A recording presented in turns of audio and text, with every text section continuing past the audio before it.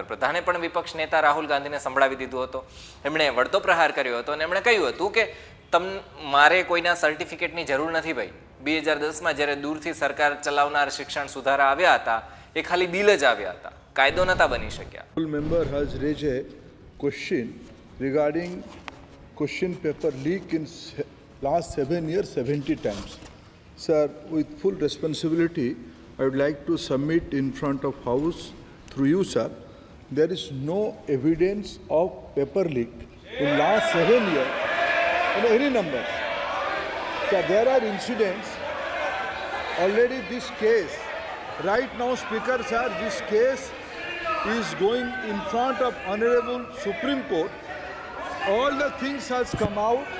Every question has put in front of Supreme Court. Honorable CJI is personally presiding over that bench, and with full responsibility I can say, in last, after NTA, more than 240 examination has been conducted, more than 5 crore students has been applied, and more than 4.5 crore students successfully participated in the examination. These are the all fact and records. એટલે ખોટા પ્રહારો વગેરે ન કરો.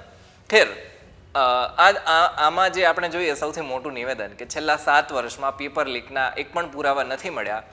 એના ઉપર તમારું એક ભારતીય તરીકે, એક ભારતના નાગરિક તરીકે શું માનવું છે એમને કમેન્ટમાં લખી અને જણાવો. ધન્યવાદ.